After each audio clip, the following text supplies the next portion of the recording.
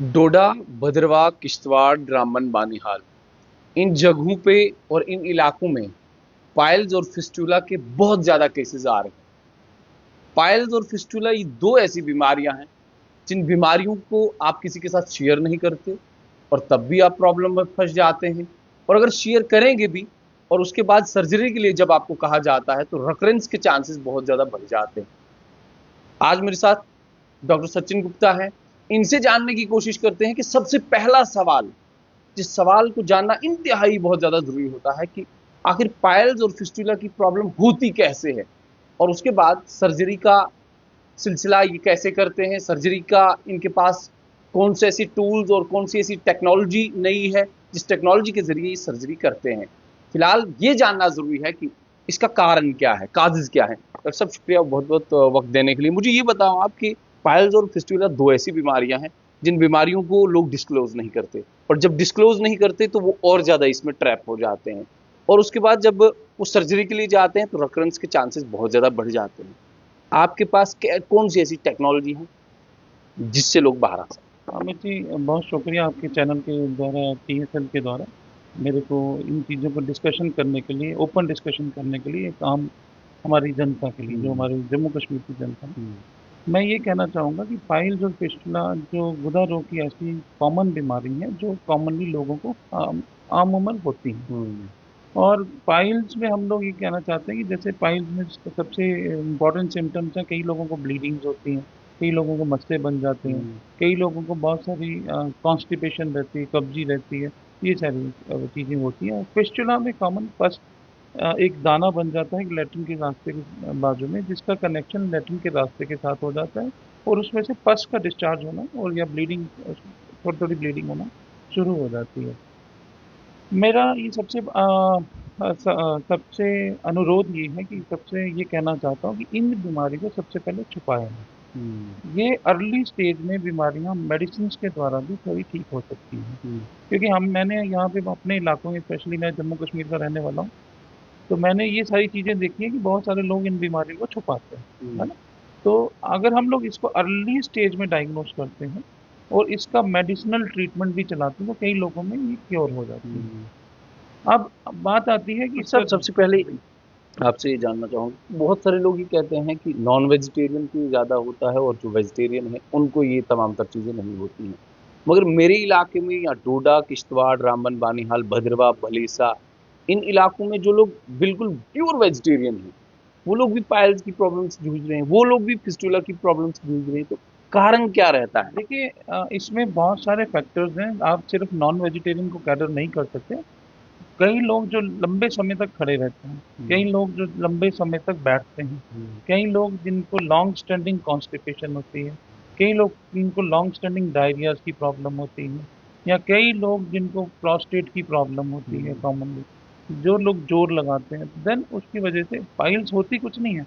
Piles हमारी latrine के रास्ते में एक छोटी वेन्स होती हैं, आपने हमारे हाथों में ये नसें हम्म। देखी हैं, वैसे होती है नॉर्मल। हम्म। जब इसमें प्रेशर पड़ता है तो ये बढ़ वेन्स जाता फूलती हैं, फूलने के कारण अंदर के पाइल्स बनते हैं, अंदर के बाद पाइल्स बनने के बाद देन एक्सटर्नल पाइल्स, जिसको है। इंटरनल और एक्सटर्नल पाइल्स बोलते हैं, तो ये पाइल्स बनने शुरू हो जाते हैं। तो पेशेंट को अमूमन पेन होती है, दर्द होती है, ब्लीडिंग होती है, म्यूकस डिस्चार्ज होता है, ये हम्म। सारी चीज़ें इसके सिम्टम्स हैं, हम्म। तो जो कॉमनली पेशेंट्स को होते हैं। और पेशेंट इससे बहुत ज़्यादा परेशान भी होते हैं कि इसमें हम लोग करें क्या।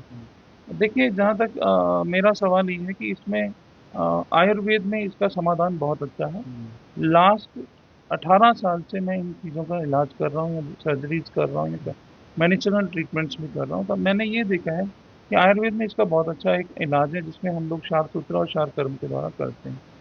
क्वेश्चन ये आता है कि आज की डेट में जहाँ तक टेक्नोलॉजी आई, क्योंकि टेक्नोलॉजी में बहुत सारी पहले सीलर्स भी आए, देन उसके बाद हमारे स्टेपलर सर्जरीज भी आई।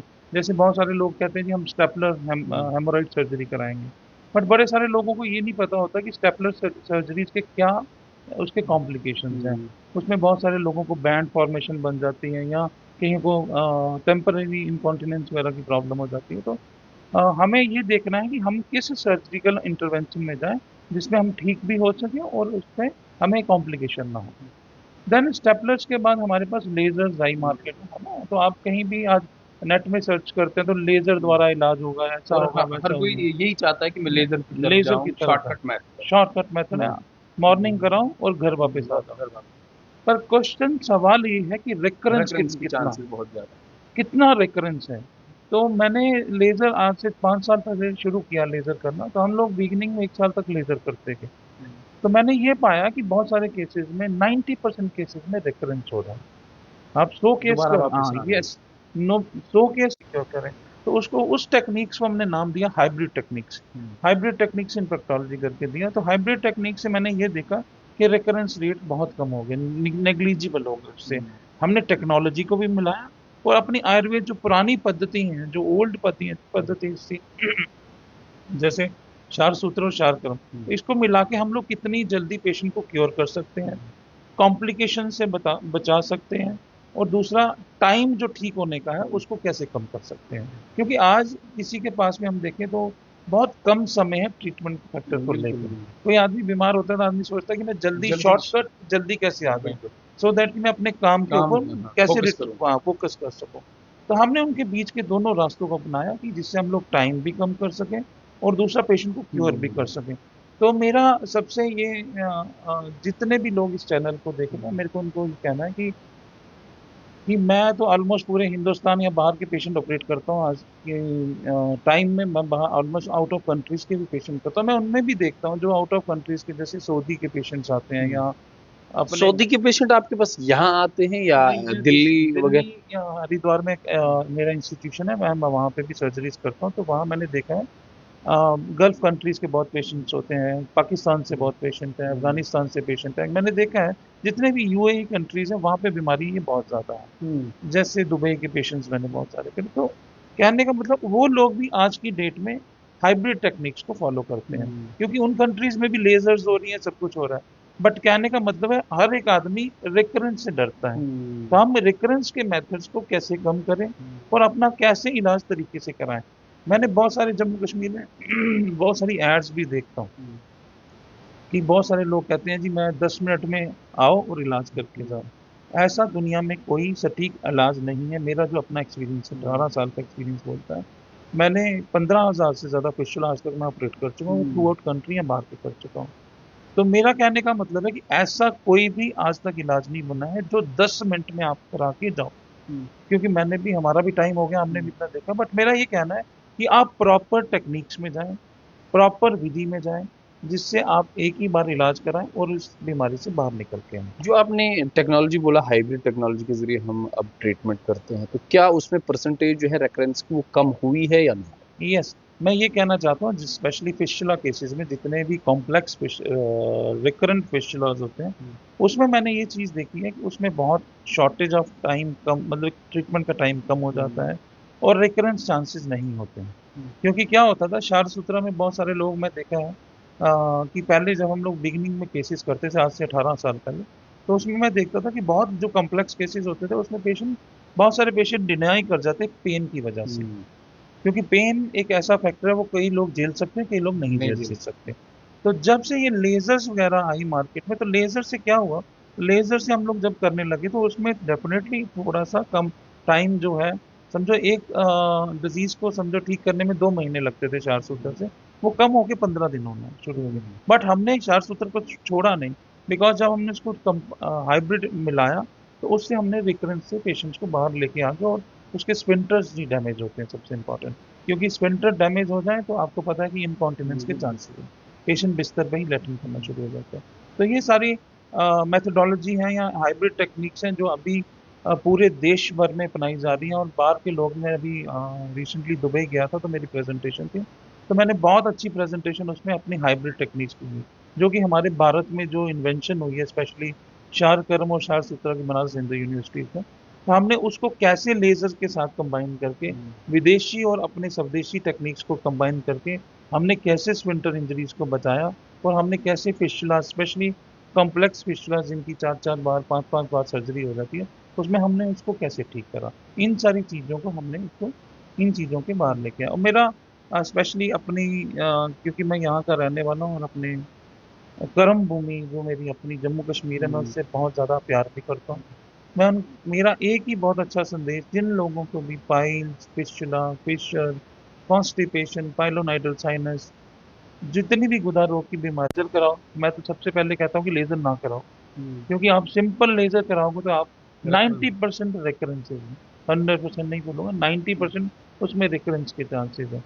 पर आप हाइब्रिड टेक्निक्स में जाएं, उसमें आपका सटीक ट्रीटमेंट हो, सो दैट कि आप उस बीमारी से बाहर आ सकें। तो मेरा एक ही मैसेज ये देना है आपको डॉक्टर सभी साहब, बहुत सारे लोग जो किश्तवाड़, डोडा, भद्रवाह या रामबन, बानीहाल इन जगहों से आते हैं तो जम्मू जो है उनके लिए सेंटर रहता है। बट आप थोड़ा जम्मू से बाहर अपने ही आबाई इलाकों में, आप आबाई गाँव में हैं, कठवा में आप यहाँ ट्रीटमेंट कर रहे हैं, तो क्या जम्मू में आप कोई नेक्स्ट लैब जो है एस्टेब्लिश करने वाले हैं, या डोडा, रामबन, बानीहाल का कोई इरादा है कि वहाँ जाएं, कैंप्स वगैरह लगाएं?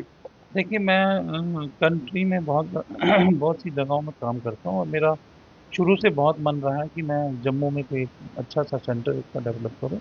बिकॉज मैंने बहुत सारे पेशेंट्स देखे हैं जो हमारे कश्मीर से हैं, अपने बानिहाल से हैं, अपने किश्तवाड़ से हैं, हम्म। डोडा से हैं, इन रीजन से हैं। तो हम्म। बहुत सफरर हैं, इन हम्म। बीमारी से बहुत सफरर हैं। तो मेरा नेक्स्ट लेवल जो सोच है, वो मेरे को नेक्स्ट अभी जम्मू में एक सेंटर डेवलप करना है, स्पेशली फॉर एनोरेक्टल डिसऑर्डर्स। तो एनोरेक्टल डिसऑर्डर्स में मैंने आपको बीमारी गिना ही दी है। और सबसे मैं ये एक मैसेज देना चाहता हूँ कि आप आज की डेट में टेक्नोलॉजी भी अपनाएं, और ऐसा ट्रीटमेंट भी अपनाएं जिनसे इनके साइड हम्म। इफेक्ट्स भी नहीं होते हैं बीमारी में। जी, बहुत बहुत शुक्रिया। डॉक्टर सचिन गुप्ता हमारे साथ बातचीत करने के लिए मौजूद थे, जिनने साफ तौर पे कहा कि हमने एक नई हाइब्रिड टेक्नोलॉजी से हम सर्जरी जो है उसका बेहतर इलाज करते हैं, और जितने भी लोग, चाहे पाइलोनाइडल साइनस हो, चाहे फिर फिस्टुला हो, चाहे फिर पाइल्स हो, इनका रेकरेंस रेट जो है बहुत ज़्यादा लेजर से होता रहता था। मगर आज की तारीख में जो हाइब्रिड टेक्नोलॉजी इन्होंने लाई है, उससे अब रेकरेंस के चांसेस कम हो।